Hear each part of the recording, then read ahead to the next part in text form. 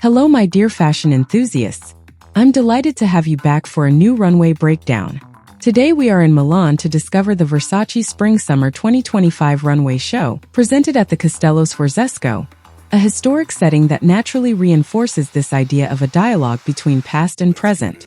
For this collection, Donatella Versace draws inspiration from Versace's 1997, a very specific period marked by a sense of freedom, spontaneity, and a more direct way of experiencing fashion.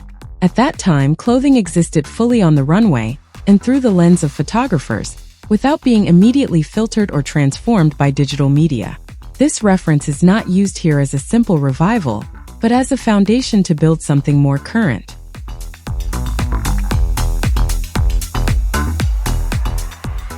We can see certain visual codes from that period reappearing, especially through the prints.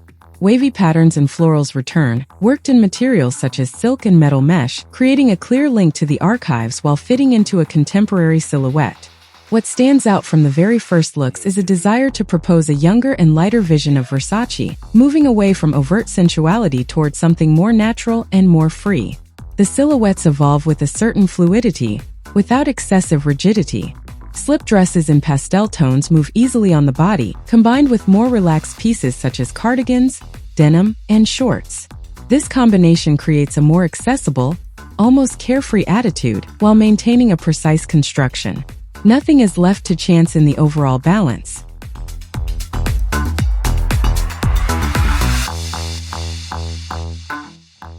Color plays a key role in this dynamic. The combinations can feel unexpected, yet always controlled, such as a caramel men's shirt paired with lavender trousers, a copper tank top worn with a lilac skirt, or a pale yellow and white leather jacket combined with purple leather pants. These contrasts bring depth to the silhouettes without creating visual disruption. The details further reinforce this approach. Some shoes take the shape of perfume bottles, while others reference champagne stems, introducing a more playful dimension into the collection. These choices remain coherent with the overall direction, without becoming excessive, while adding a sense of freedom.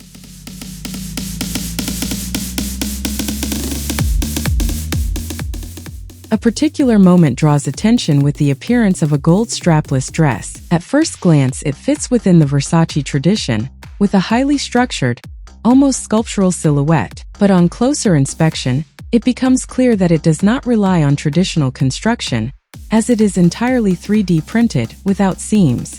This technical approach introduces a new dimension into the work of the house. This use of technology opens up a reflection on the future of Versace. How far can this direction be pushed? Could an entire collection be created using similar processes? The question remains open, but it marks an important evolution in the way garment construction is approached.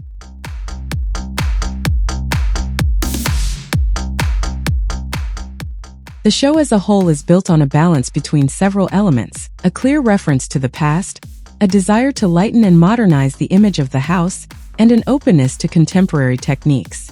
The progression remains fluid without strong breaks, favoring continuity and evolution rather than contrast. This choice can be perceived in different ways. On one hand, it offers a more accessible and current vision of Versace. On the other, it can give the impression of a certain restraint, as if the house chooses not to fully express its usual intensity. What do you think? Does this direction resonate with you, or do you prefer a stronger, more assertive version of Versace? Let me know in the comments. I would really love to hear your thoughts. Thank you for watching this breakdown. I will see you very soon for another analysis. I wish you an excellent viewing for the rest of the show. Take care and stay inspired.